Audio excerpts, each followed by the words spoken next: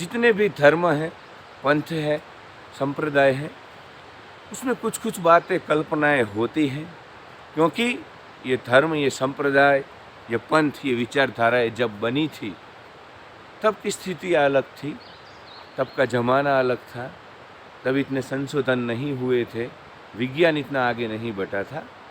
तो उसमें काफ़ी सारी बातें हैं जो आपको तार्किक नहीं लगेगी, तो ये स्वीकार्य है। परंतु बात आती है जब प्रजापिता ब्रह्मा कुमारी की, तो उसमें जो तत्वज्ञान है, जो बातें हैं, वो कहीं से भी तर्क संगत नहीं है। उसमें आप कोई दलील नहीं दे सकते कि भाई ये लोगों को समझाने के लिए या समाज को चलाने के लिए इस प्रकार की बातों का सहारा लिया गया है। उनके एक ब्रह्मा कुमारी है बीके उषा, जैसे सिस्टर शिवानी सबसे ज़्यादा सुने जाते हैं, उसी प्रकार ये बीके उषा का भी अपना एक वर्ग है, उनको भी काफ़ी सारे लोग सुनते हैं। उनका एक वीडियो में देख रहा था जिसकी लिंक मैं आपको डिस्क्रिप्शन में दूंगा। उसमें वो बोल रहे हैं कि ये जो पूरा वर्ल्ड ड्रामा है, सृष्टि का जो ये खेल है, वो 5000 साल का है। मतलब इनका बोलना है कि 5000 साल के बाद ब्रह्मांड का, पृथ्वी का अंत आ जाता है और उसके बाद फिर से नए युग की शुरुआत होती है। और उनके अनुसार 1250 साल का एक युग है। जैसे सतयुग है तो वो 1250 साल का, त्रेता युग है 1250 साल का, द्वापर है 1250 साल का, कलयुग है 1250 साल का। तो इनकी जो ये बातें हैं वो कहीं से भी लॉजिकल नहीं है। मतलब खुद उनके ब्रह्मा कुमारी कल्ट में जो लोग हैं वो भी इसको लेकर के आज परेशान हैं कि भाई इन बातों को हटाओ। और खुद ब्रह्मा कुमारी वाले भी फंसे पड़े हैं, पर चूंकि अब वो लेखराज दादा की जो बातें हैं उसको स्वयं परमात्मा की बातें बताते हैं, तो इससे पीछे नहीं हट सकते। तो वो गुजराती में कहावत है ना कि सापे गरयू छछुंदर, मतलब सांप जब छछुंदर को निगल लेता है तो ना उस छछुंदर को वो पेट में डाल सकता है, डाइजेस्ट कर सकता है, ना बाहर निकल सकता है। इस प्रकार की असमंजस परिस्थिति आज ब्रह्मा कुमारी भी की है। उनके अनुसार 12 कृष्ण हुए, 12 राम हुए। और जैसे सनातन की जो धारा है उसमें राम पहले आते हैं, फिर कृष्ण आते हैं। ब्रह्मा कुमारी में उल्टी धारा है। उनके अनुसार सतयुग में पहले 12 कृष्ण आए और फिर त्रेता में 12 राम ने यहाँ पे जन्म लिया। तो इनकी सारी बातें हैं, इनका सनातन से कोई मेल नहीं खाता है दूर दूर तक। इस वीडियो में वो बोल रही है, मतलब एक लड़का उनको पूछता है कि दीदी ये 5000 साल का जो आप सृष्टि का क्रम बोलते हो, काल चक्र बोलते हो, उसके लिए आपके पास कोई दलील है कि वो कितना सही है? तो वो बोलती है कि जैसे रात होती है उसके बाद दिन होता है, दिन होता है उसके बाद रात होती है, ऋतुएं जैसे बदलती है, गर्मियाँ, सर्दियाँ, बारिश, उसी प्रकार ये काल का चक्र है। वो बोलती है कि जन्म के बाद मृत्यु, मृत्यु के बाद पुनर्जन्म। उसी प्रकार 5000 साल यहाँ पे सृष्टि का क्रम चलता है, फिर विनाश हो जाता है, फिर से यहाँ पे काल चक्र चलने लगता है। अपनी बात को वो मजबूताई से रखने के लिए पहले महाभारत का उदाहरण लेती है।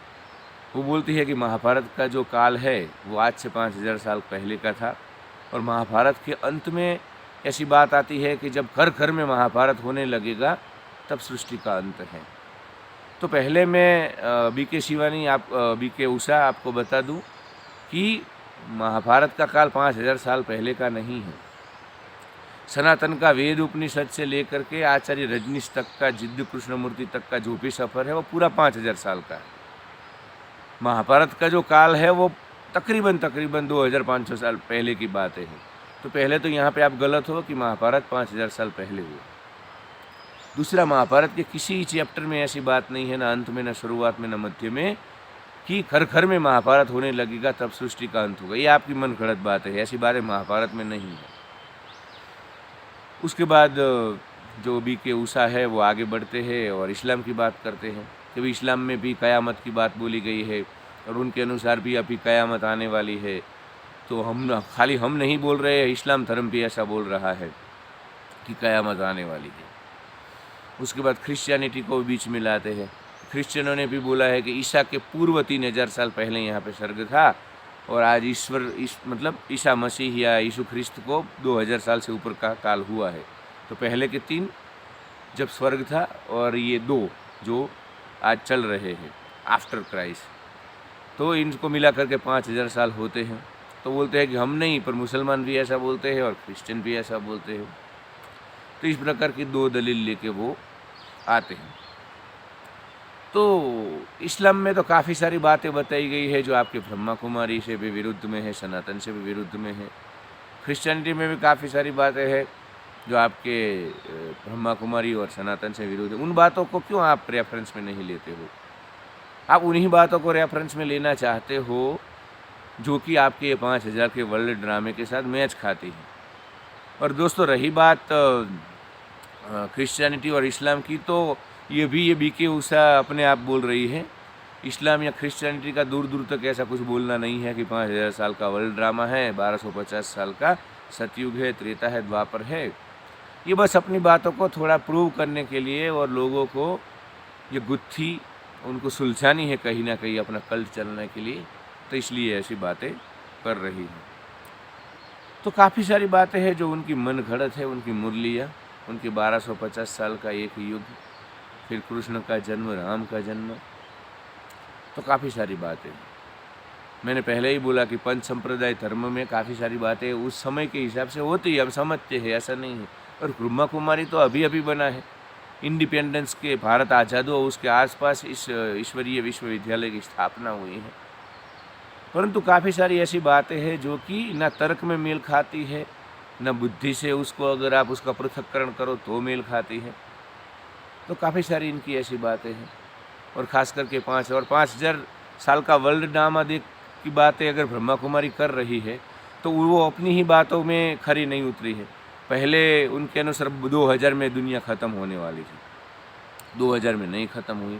उसके बाद कुछ 2012-13 के आसपास उनका कुछ समय था कि तब ख़त्म होने वाली है, तब भी नहीं हुई। अब वो 2036 की बात कर रहे हैं। तो ये अपनी ही बातों को, मतलब जो झूठ फरेब है उनको भी पता है, पर इनमें इतनी हिम्मत या साहस नहीं है कि उसको ख़त्म कर दे।